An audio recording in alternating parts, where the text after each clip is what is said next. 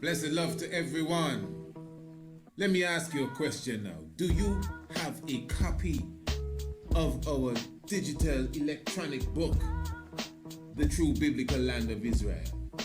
Now, if you do not have a copy of The True Biblical Land of Israel, to get a copy of The True Biblical Land of Israel, all you have to do is email us, priestisaac27@gmail.com. This is the book that was once a theological paper. This is the book that we have issued the challenge on. That challenge being, if anyone can dispute and refute our facts, that according to the biblical description, the geography of the Bible, according to the information coming out of that specific book, the biblical land of Israel, again, described in the Bible, is Africa plus Arabia. And as I said, within the pages of the book, The True Biblical Land of Israel, we give the facts, we give all the references as it relates to the narrative of the Bible. And of course, we still bring in some archaeology and anthropology. But of course, the core of the discussion is coming from the scriptures. So this is why the book, The True Biblical Land of Israel, is not a book to try to validate the Bible. It is a book that proves that according to the Bible, whatever the origin is, or wherever it came from, or whoever originally wrote it, that's not the point. The point that according to this well-respected book, the Bible, the land of Israel is Africa plus Arabia. So as I said, our ebook, all you have to do is email us and we ship it to you through the email. You find it in your inbox right away. And of course, your payments can be made right away as well, as we utilize the PayPal, and the PayPal is the same as our email, priestisaac27@gmail.com. And let me just say as well, for a very limited time, and we'll tell you when the time has met its limit, we will be offering the book Anu, Ancient and Modern, with the biblical land of Israel. Listen to me good. So when you buy or purchase the biblical land of Israel, we would give you a free copy of the book Anu.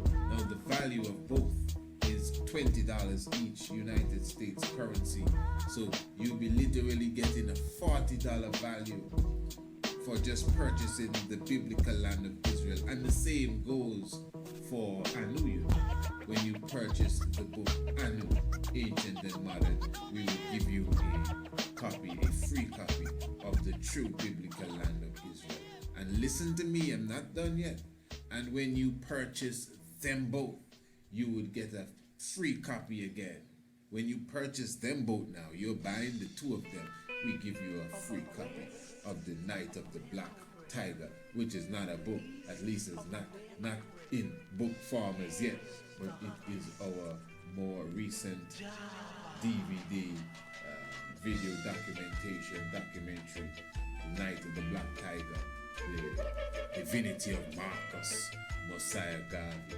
And I can go on and on because, we have so many other things to offer. And the point really is, once you shop with us, we always have some gift to give you. That's really the point. So as I said, the True Biblical Land of Israel. As I said, this is the book that is the challenge that has gone out, where we have just one university at the moment that has even responded to the challenge. So that means that there must be something in the book that cannot be denied. You need to get your copy of the book. And as I said, payments can be made through the PayPal as well. So I'm looking forward to hearing from you. Blessed love.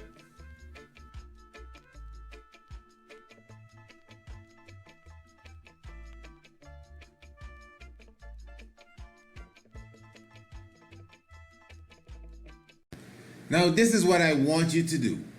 For all those who are not subscribers to the Shock of the Hour, I need you to email me at priestisaac27@gmail.com. because for a limited time only, I will be offering, listen to this, 2 free weeks of the Shock of the Hour. So if you're not a subscriber to the Shock, of course you've listened to the Shock, but if you're not receiving the Shock of the Hour every evening in your inbox via the email, then you need to contact me and say, Priest Isaac, I would like to get the 2-week subscription. That is the free subscription for the Shock of the Hour. And we will send you, email you each and every evening after the Shock of the Hour, that episode specifically that was recorded. Remember, the Shock of the Hour is a program that comes to you every evening. I'm talking about Monday, Tuesday, Wednesday, and Thursday. And of course, as I said, after the program, you get the recording of the program in your inbox, in your email the next day. That is the Shock of the Hour. And of course, it is a monthly subscription of only $50 United States currency. But I am offering you for a limited time 2 weeks subscription free of cost for the Shock of the Hour. And of course, after the 2 strongs or 2 weeks as they call it is expired, it is up to you if you'd like to continue with the Shock of the Hour subscription. So to get 2 whole strongs, 2 whole weeks specifically as they call it, of the Shock of the Hour free, no charge whatsoever, and you can full joy the nightly program that you ain't gonna hear on YouTube and you're not gonna get on Facebook, just definitely contact us. Priest Isaac, PRIESTISAAC 27 at gmail.com. Blessed love. That of the actor, so to speak. One must become Ramesses to understand Ramesses, and one must become Nefertari to understand her. Let us go and see one of the points in which I knew that Egypt was the child of Nubia. The most essential sacred drama in all of Egypt was the Opet Festival, the O-P-E-T festival. And the Opet Festival came out of another festival, the festival of the love, the romantic prowess of the mother queen of all of Egypt. And I'm speaking about the goddess. Not the goddess that you know commonly and most shown over the heads of the pharaohs when they die, and yet she goes back way time. I am speaking about the goddess, the woman who was involved with the first trinity of the entire world community and the Nile Valley in particular. I am talking about Khonsu's mother. Khonsu is called various names, and I'm using the name that you're most familiar with. I am talking about goddess Mut, not goddess Nut. They're 2 different ones, M-U-T and N-U-T. Why is it that all the writings there's an emphasis on goddess Nut, but no emphasis on goddess Mut? Because it's clearly stated that goddess Mut is a southern goddess. Southern means of a Nile. We must look back and say, was goddess Nut worshipped south of Egypt? Not at all. The ancient Nubians and Ethiopians, on the other hand, worship goddess Mut. Anywhere you go, to the beginning of the Nile, there are folklore about goddess Mut in Uganda up to today. As a matter of fact, there is folklore about goddess Mut in Nigeria today, coming to Nigeria by way of the Yoruba religion. There is mention of goddess Mut in all the way in Haiti, in Dambalawedo. Dambalawedo is a transition of the religion that comes to the Yoruba ceremonies. There is mention of goddess Mut in Maniquismo, in Cuba, and even in Puerto Rico, where we are talking about Santerismo, there's a mention of Goddess Mut. We definitely do give thanks to the life giver and the keeper of life, Kadamawe, Haile Selassie first. And of course, with joy, we welcome you to another edition of the Shock of the Hour. You're definitely now sitting in the nest, the tiger's nest. Honorable Priest Isaac with you on a wonderful and blessed evening. As you know, this is the Shock of the Hour, the program that comes to you Monday, Tuesday, Wednesday, Thursday, prepared and brought forward by the Priest Isaac's Institute of Holistic Knowledge.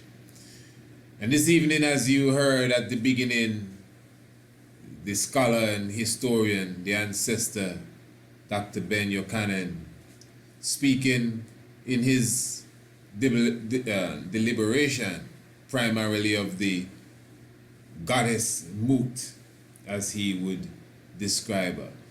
So we'll be getting into, honestly, not necessarily the goddess Mut, but of course she will be a part of this discussion, but we will be talking about the ancient Khonsu. But before we go that far, let us say a very blessed evening to the Honorable Princess Acacia Menace, as we are talking about the goddess Mut. He mentioned the goddess Nut as well, Hathor, Hetheru. Give thanks, Honorable Princess. She will be definitely blessing us with the goddess version of the Kiswahili word of the day. And of course, we have been receiving such inspiration from the young princess here as it relates to one of our key tongues, the language of Kiswahili. Get it? Key tongues.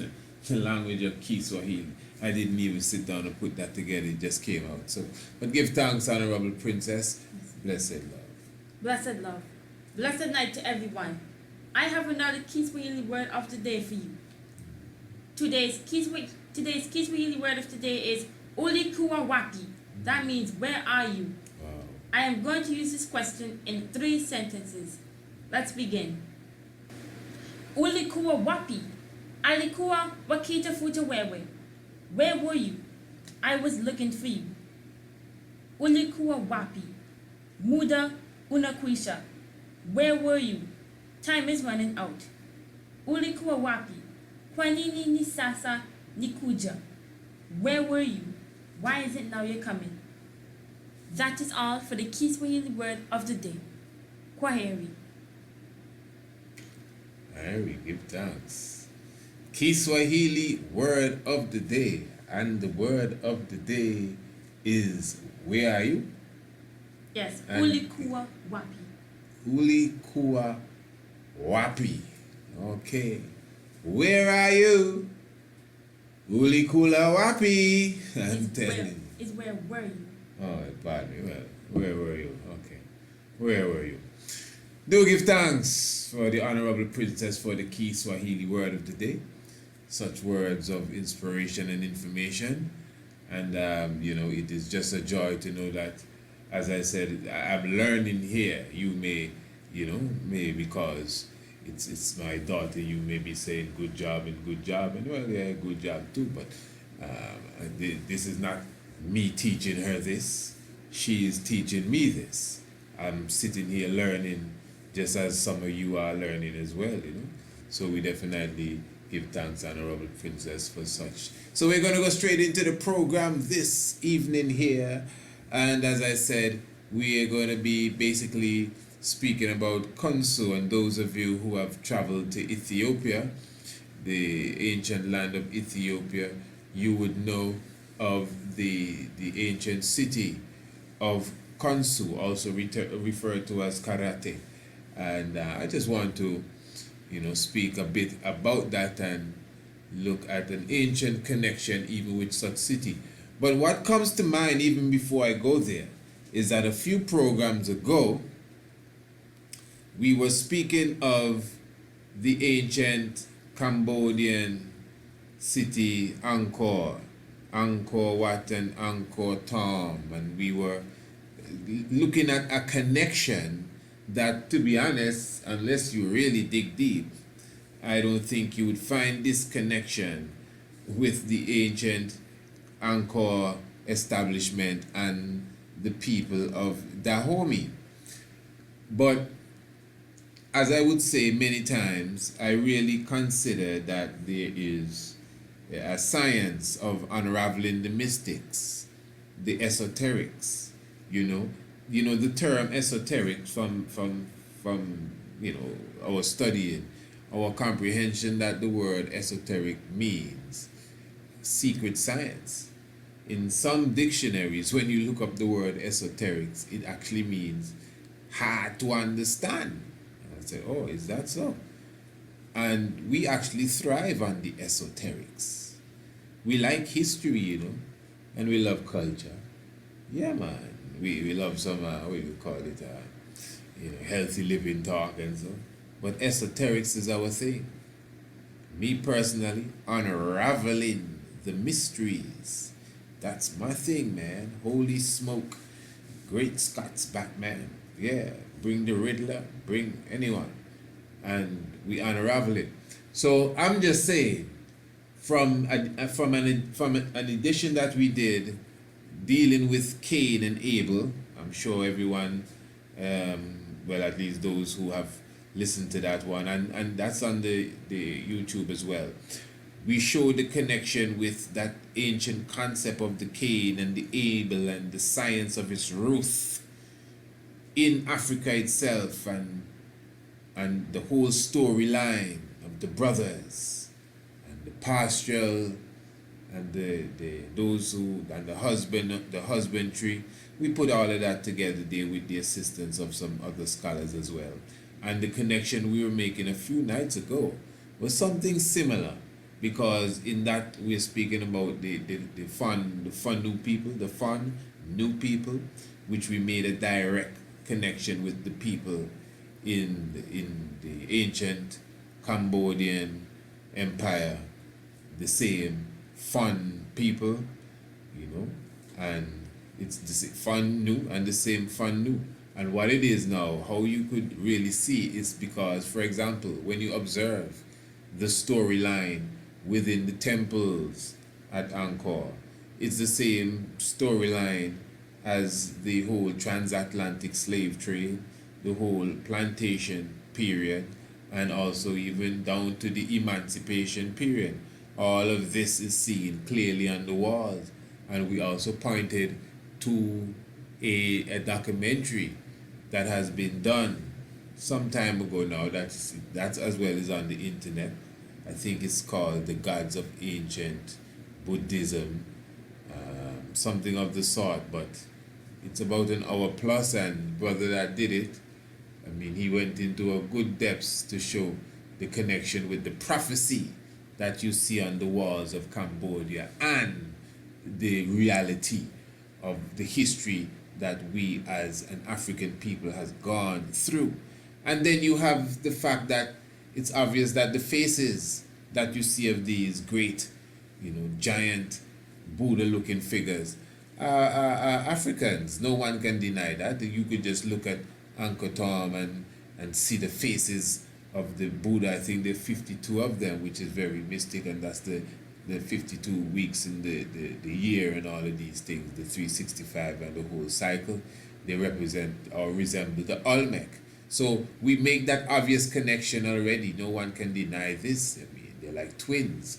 The Negas people, the Negus and Nagas. So we did that whole program about 2-3 programs ago. So we're not going to try to, this is not really a recap or trying to go over it, but I just thought that before I go into the ancient Ethiopian city of Kunsu, that also known as Karate, that we just brought that to the forefront to show that we have other evidence to prove that ancient Africa is connected to the so-called Far East, because it's obvious that the interior of Africa is where civilization sprung out. And we didn't just send it by manuals and manuscript. We went ourselves. That was one of the key points I was pushing. We went ourselves. That's why I highlighted Bodhidharma We went ourselves to teach them the Shaolin art. We went ourselves to teach them Kung Fu. We went ourselves to teach them how to build these massive pyramids, east, west, north, and south. We went ourselves and did it in flesh. So that's why you see evidence of us being there, because it is us that built these. The Fan people, the Fan knew. So what I'm going to do now, I want to do a bit of reading as I speak a bit of the Kansu cultural landscape, which is there in Ethiopia. Now, I'm going to begin by reading from the UNESCO website here, whcunesco.org, and it's just going to be saying a bit here about Kansu cultural landscape. And it says Kansu cultural landscape is 55 square kilometers arid property of stone walled terraces and fortified settlements in the Kansu highlands of Ethiopia. And as you can see, this is from the UNESCO World Heritage Site in Ethiopia here. And that whole stone element obviously reminds us of Mount Anu, obviously reminds us of Green Castle Hill, right here in Antigua. Of course, we are getting very close to the 21st day of June, where we're having our summer solstice experience. And I'm still inviting all, you still have time to contact us and reserve your space and come and spend 5 days with us and see what we have here as it relates to something that should be considered as an international heritage site. So in the great land of Ethiopia now, where our gods and goddesses love to be. Again, Kansu cultural landscape is 55 square kilometers of arid property of stone wall terraces and fortified settlements in the Kansu highlands of Ethiopia. It constitutes a spectacular example of a living cultural tradition stretching back 21 generations, more than 400 years. More than that. Adapted to its dry, hostile environment. Pardon me, I had to just bring it down. The landscape demonstrates the shared values, social cohesion, and engineering knowledge of its communities. The site also further anthropomorphic wooden statues grouped to represent respected members of their communities and particularly heroic events, which are an exceptional living testimony to funerary traditions that are on the verge of disappearing. All right, I could understand what you're talking about. Stone stealers. That's my plate of food there. Stone stealers, Yes. thieves. Yes. In the towns express a complex system of marking the passing of generations of leaders. Yes. Very important. As a brief synthesis. Now, my listeners, just please bear with me. This is just a bit of class here, So if you may not, I'm sure many of us have never really come across this information dealing with this city in Ethiopia, Kansu. So, the Kansu cultural landscape is characterized by extensive dry stone terraces. That's like the main thing about the place, bearing witnesses to in fact, quickly, just you could just go on YouTube too and type in the Kansu, Konso, and you see, the city itself. The Kansu cultural landscape is characterized by extensive dry stone terraces, bearing witness to the persistent human struggle to use and harness the hard, dry, and rocky environment. The terraces retain the soil from erosion, the terraces retain the soil from erosion, collect a maximum of water, discharge the excess, and create terraced fields that are used for agriculture. The terraces are the main features of the Conso landscape, and the hills are contoured with the dry stone walls, which at the place reach up to 5 meters in height. So it brings a lot of you remember what is called the Manomotapo Great Zimbabwe walls.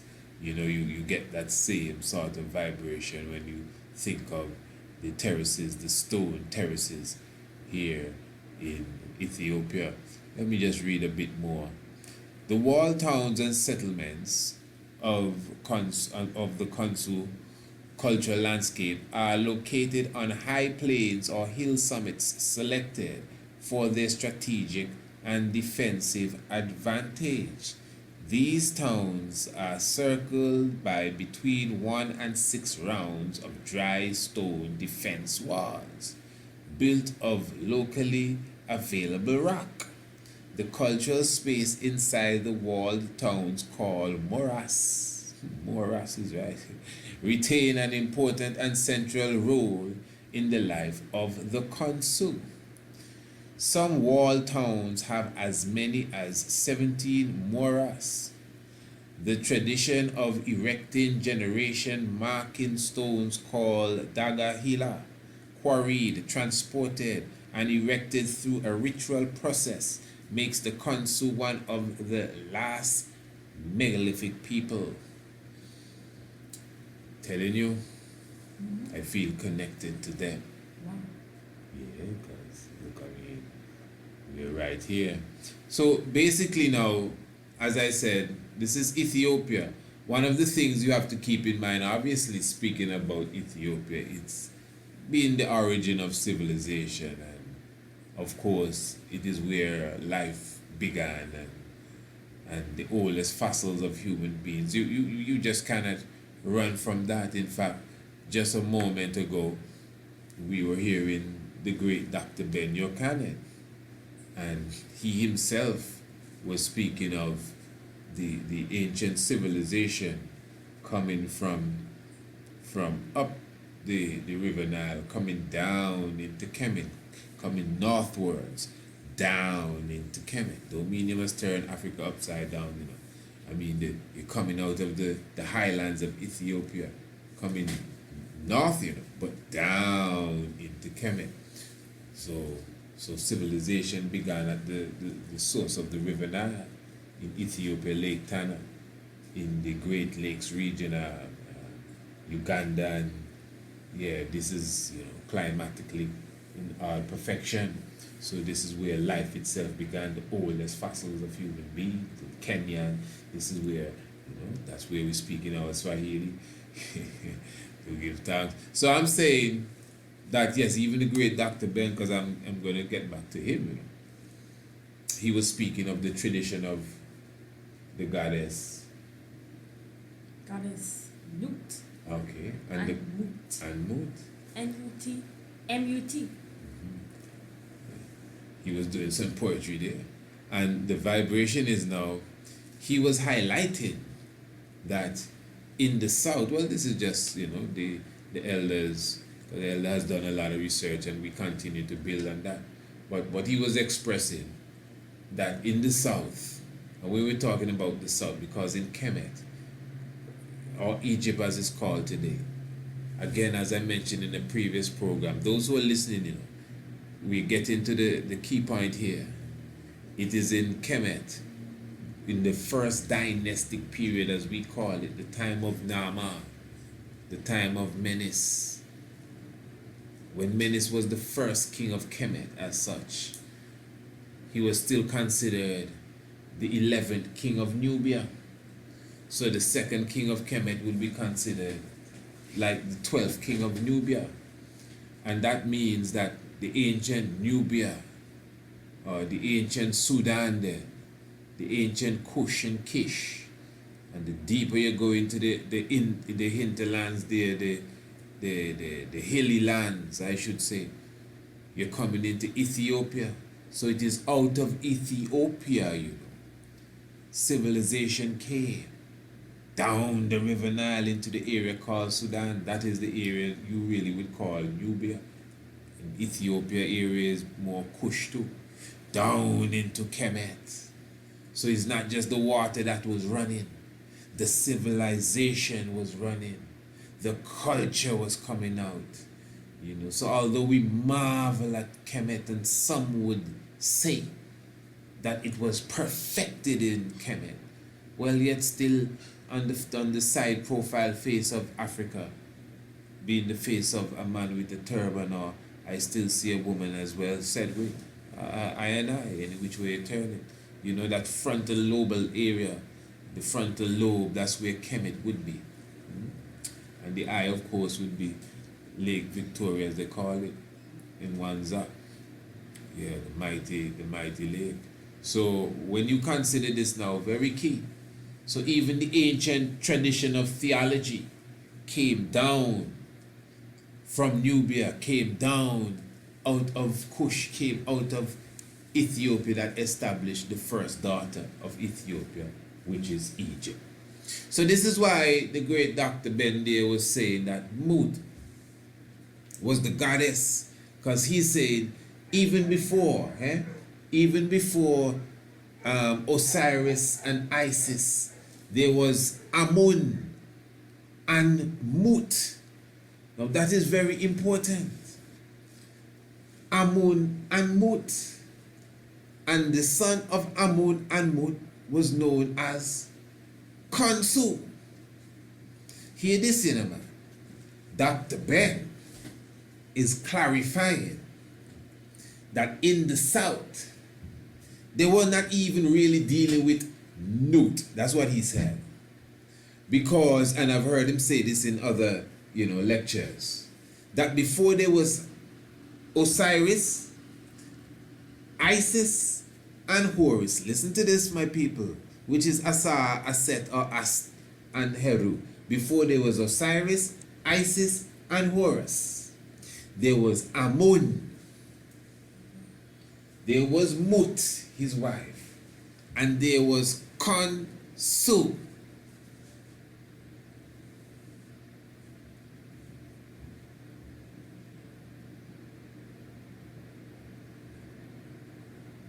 According to, listen to me, this is very important. According to the academystudy.com, just read a quick thing on Khonsu for you. That's okay, Princess? Yeah, of course. All right, give thanks. All right, so it says here, Egyptian god Khonsu, mythology, hieroglyph, and facts. Khonsu, the moon god. Some of the most powerful things in our world are natural objects, like the sun, moon, stars, and wind. Ancient civilization frequently worshipped and defied these celestial bodies and elements, having gods of the sun like Ra and the air like Shu, probably because they were powerful as well as common to all people. Read that for me. Amun became associated with the sun and the sky, and he and his consort Mut were considered the father and mother of the gods. But how are they relevant to discussing the moon god? According to ancient beliefs, Khonsu, the moon god, was the child of Amun and Mut. Like his parents, he was primarily worshipped at Thebes, even having part of the large temple of Karnak, which focused primarily on Amun, built for him. As the moon god, Khonsu was the embodiment of the crescent moon's light, During the new moon, he was considered a mighty bull. But during the full moon, he was considered a neutered bull. Khonsu was supposedly powerful against evil spirits in the world. It says here, let me read this part. Khonsu was usually depicted as a young man in a pose like a mummy with his arms crossed. Going along with his youthful look, he was usually depicted with a side lock or a long braid on the side of his head, which was symbolic of youth. He also had a curved beard, which was worn by gods rather than pharaohs. He was usually symbolized with a crook, indicative of his role as the protector, and a flail, which symbolized his role as a ruler, since this was a whip-like tool pharaohs would have. Okay, just reading what we see. Now I can say for myself, the same Khonsu character here, he's considered to be the traveler, the one that traversed the heaven, which is obviously the moon. The moon actually travels across, the so-called sky. And important too that the Osiris, some consider the Osiris to be a moon god as well. So Khonsu now is also seen with the falcon head. This is quite interesting because Khonsu, again, is actually coming not from Kemet, although revered in Kemet, because you must understand, this is why I'm saying that 3100 BC, 3100 BC is the time frame given for when King Nama, which the Greeks call Menes, came from the south. Where did he come from? The south. You see, when we speak about the Nubian kings or the pharaohs of Nubia, if you use such term, people usually confine it to the 23rd dynasty, 22nd to the 24th, somewhere thereabouts, because it's not all archaeologists agree that it's the 23rd, some say the 22nd, but we know the time we're talking of, the time of Shabaka, the time of Tahaka, these biblical kings of Egypt mentioned of in the Bible. But they were ruling, they considered dynastic king because at that time their power came into Kemet, meaning that at the time Kemet had its kings, there were greater kings even down in the south as well, going into Kush. It is the kings of Nubia and Kush that came up and united the land, the Smaitawi.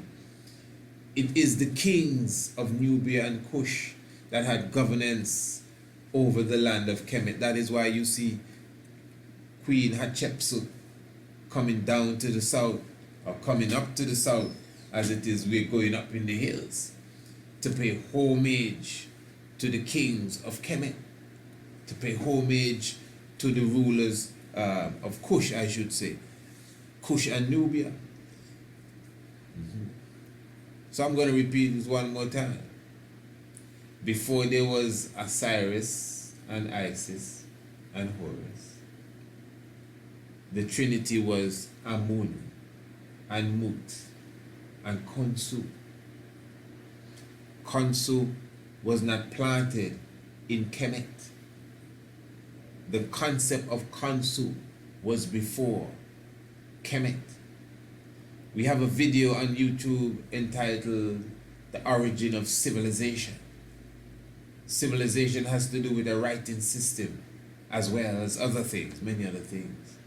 But the point is that even before the establishment of hieroglyphs, the Medunetta in Kemet, we see the same ancient writings in the ancient kingdom of Tar Seti, the kingdom of Yam, the kingdom of Yam, So we had great kings, not just 10 or 11 before Kemet was established, more than that.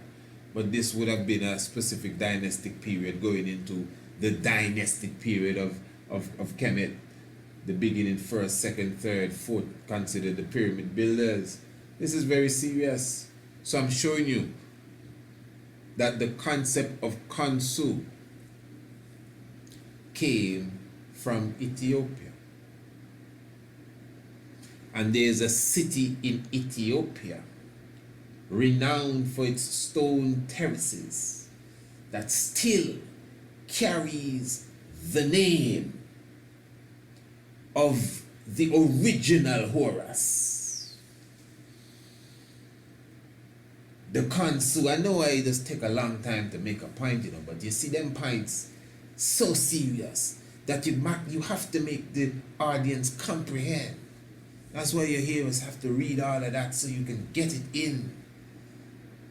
That before Heru, there was Khonsu with the lock, just like Heru with his lock. Khonsu is Heru.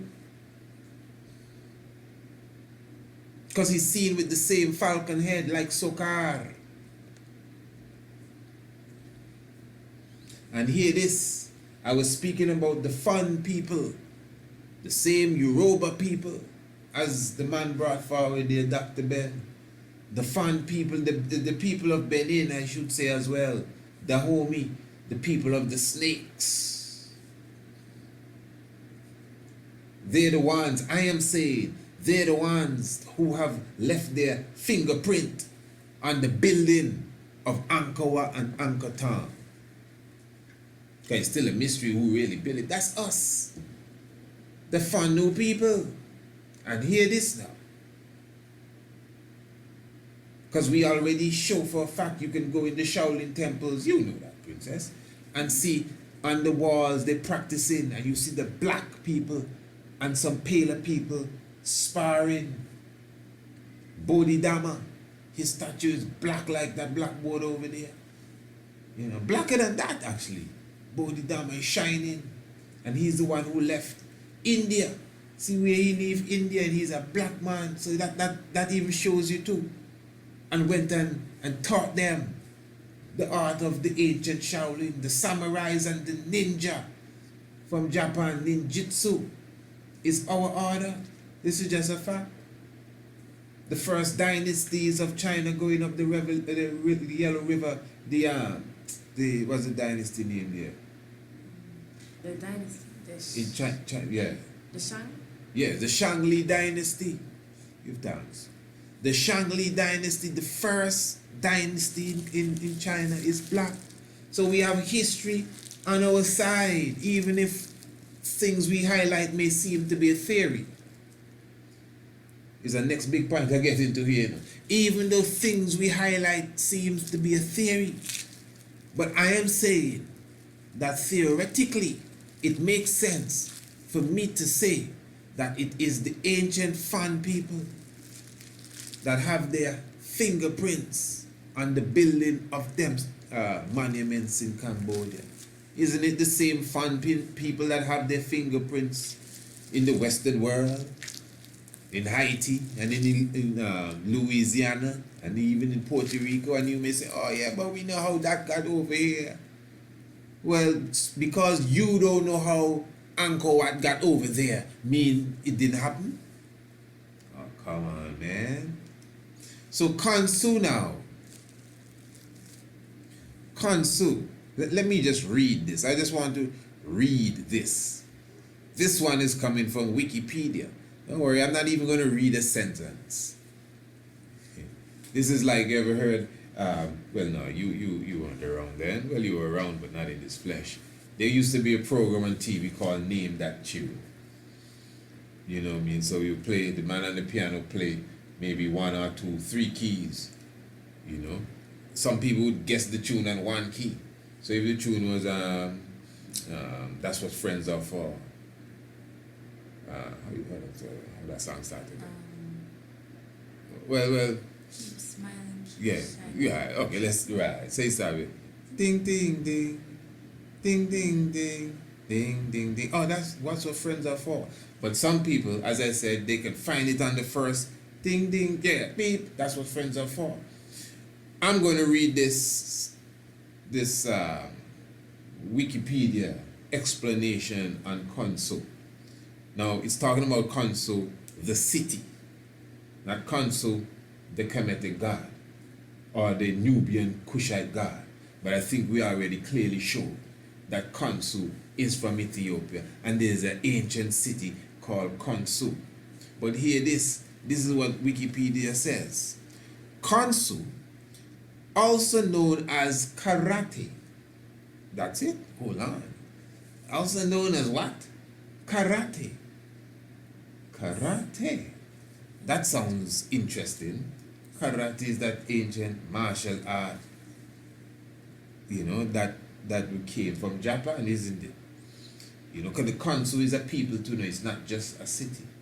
Khonsu is a people. Okay. Maybe I'm just carrying it too far. Yeah, maybe we don't have to go that far with it. There is an article here I found interesting. This article is coming from allafrica.com. We're coming to an end now. And listen to what this article says. It's coming out of the Daily Monitor. It says here, this is quite interesting. Ethiopia, just this one time, hear this question.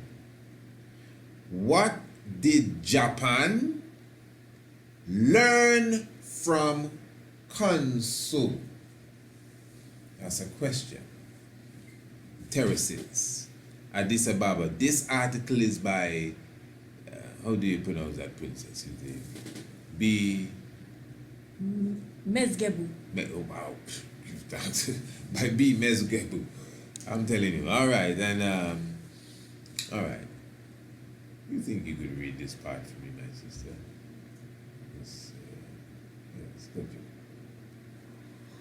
Or to let me put this way, what do the people of Japan and the Khonsu community have in common? Conservation terraces.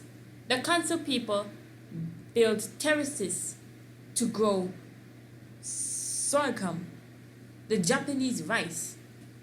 It is said to be, though the similarity between the two ends there, it might be far easier to recount the differences between the two than what makes them similar. Okay. So the point really is here that not only are there terraces of stone, this is very important in what even the whole power of Khonsu is all about. They are conservation terraces. As you could see, the Khonsu people build terraces to grow sorghum. The Japanese, they built their conservation to grow rice. So there's obviously a link with Khonsu, the city in Ethiopia, World Heritage, and in Japan, where they as well have areas where they have these same stone conservation terraces doing similar work. And the good writer here is saying, what did Japan learn from Ethiopia or from Khonsu? So Japan learned this art from Khonsu. Listen. Japan learned this art from Khonsu. They fight Kung Fu in China. They fight karate in Japan. Japan is right here. Look the thing from the Daily Monitor. allafrica.com. Written by B. What the name again? B. Mezgebu. Wow. Mezgebu. I get you. You sound like an Ethiopian when you say it, man. Yeah. Clearly showing you that Japan learned this art, not just from Ethiopia, not just from Ethiopia, but from Kansu. What's the other name of Kansu? Karate. Karate, the art of the ninja. And Kansu is the god that preceded Heru. Them is priceless vibes here. This is what we talk about when we mean unraveling the mysteries. So you wouldn't find it just like how we put it here. You ain't gonna find it like no regular talk, you know. That is why we pride ourselves in not repeating what people say and following people's ideas, because there are too many stars to count to be talking about the same old planet every day. Yeah, that's how I see it. So I see that Kansu, the ancient city, that's why I said before, more than 400 years. The area there about it may be even more than just that small areas, because areas tend to shrink over time. But it deep in the south, man, is where the philosophy sprung out that brought the modern day Heru to life. The great falcon head god to life. Yeah, the same god with the one lock to life. Amun and Mut from the southern lands, from the source of the river Nile, as Dr. Ben says, from Uganda. That's how far deep in the south we're gone when it refers to the concept of the Kansu. And yet still his name is stamped on an ancient city of stone terraces in Ethiopia that has been certified by UNESCO World Heritage Site. And this same stone terrace kingdom that has the name of that Kemetic god, which is a Nubian and Kushite god prior to being a Kemetic god, that same stone terrace kingdom city, Kansu, is seen to be the teacher of the same concept that is practiced in Japan. And how interesting it is that the name of that city is also the name of the art of fighting that the world believes is unique to Japan. Karate. What are you talking about? The fun people is who Bill and Kawat. Bodhidharma man, teaching them the art of the Shaolin. It is us. Princess, it is us. Yeah. Give thanks.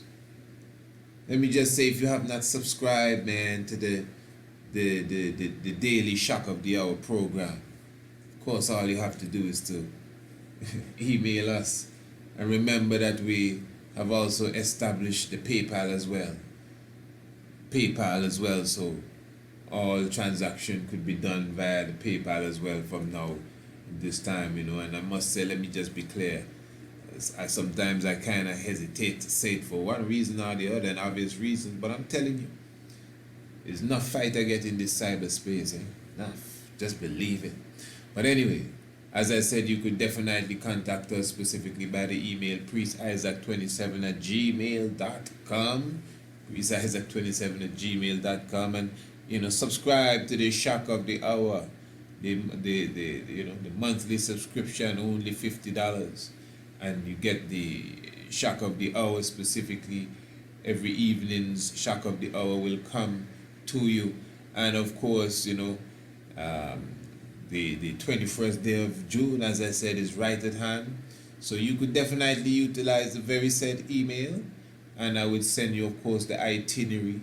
We'll be celebrating for 5 days this time, from the 19th to the 23rd. Of course, all our visitors and guests, you definitely will be You'll be given the royal treatment of such. We have a whole island tour prepared for you, where we'll definitely take you all around the island, and definitely you'll be visiting the Rasta camps as well, Ras Freeman, and of course meeting the elders as well. And we've got to keep in mind that this is a different time here in Antigua as it relates to the cannabis. So, you'll see what's going on. Let me just leave it at that. And of course, as I said, you'll be seeing all the other heritage sites and the natural wonders of the land. And for sure, there'll be a mighty lecture in store for you, where we'll have our historians and our griots, as we do every time, every solstice, every equinox, we do this, So definitely prime yourself to come for the 21st day of June,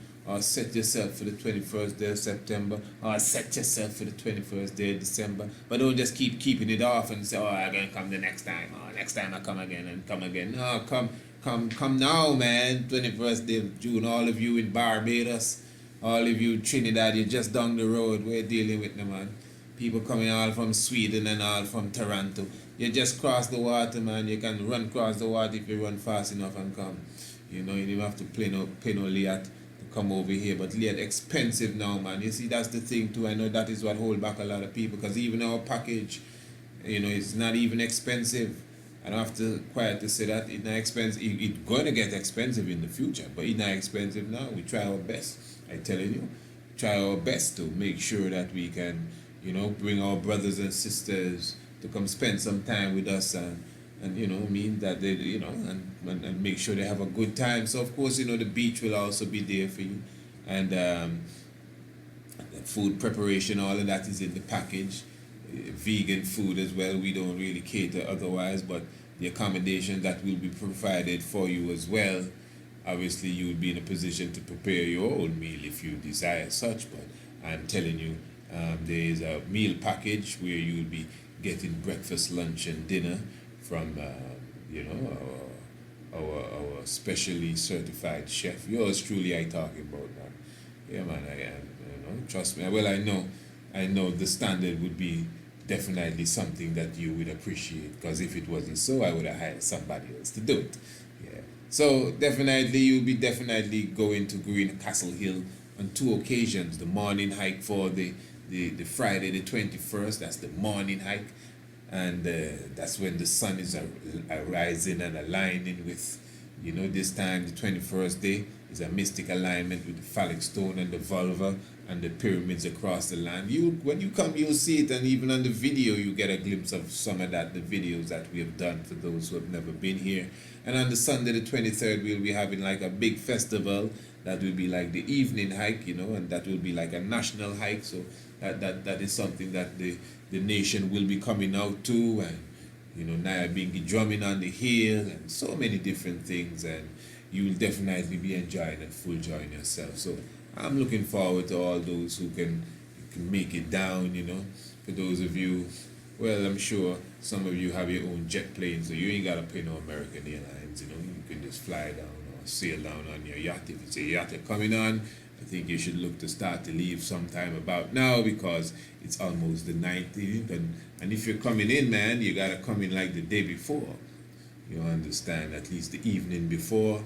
So because from the morning we're going to be doing the island tour, we're going to have a media day, as I said, the lecture and the double hike and a few other things, the beach and just some good food. And hey, you're going to be spending some time with the Honorable Priest Isaac. I'm sure you wouldn't mind that at all. So anyway, Priest Isaac 27@gmail.com.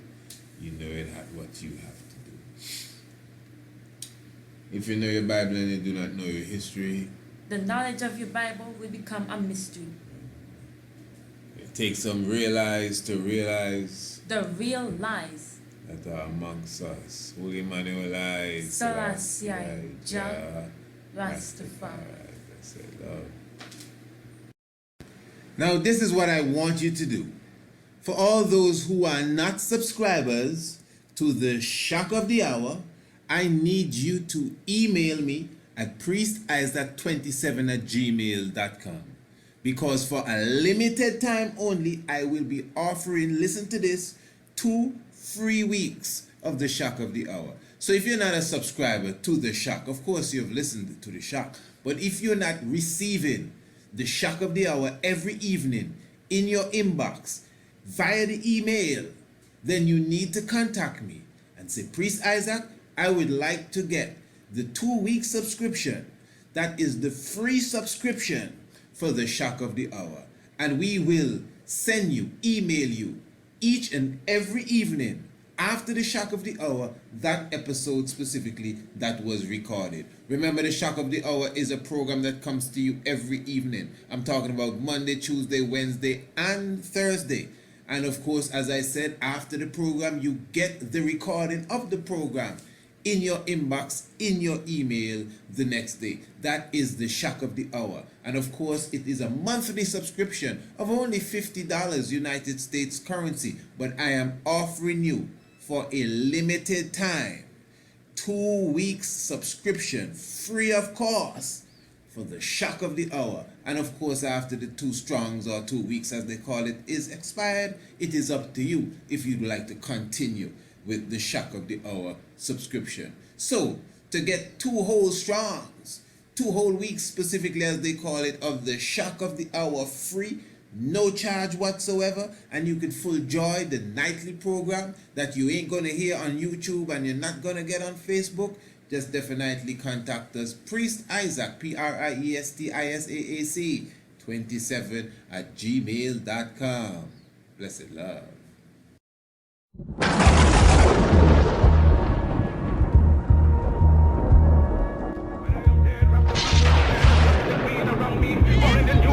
I shall rise up with God's strength of blessing to lead the millions of the heights and the triumph that you well know. Look for me in a world when there is storm. Look for me all around you, for with God's grace I shall come back with countless millions of black men and women who have died in America, those who have died in the West Indies, and those who have died in Africa to aid you in the fight for liberty, freedom, and life.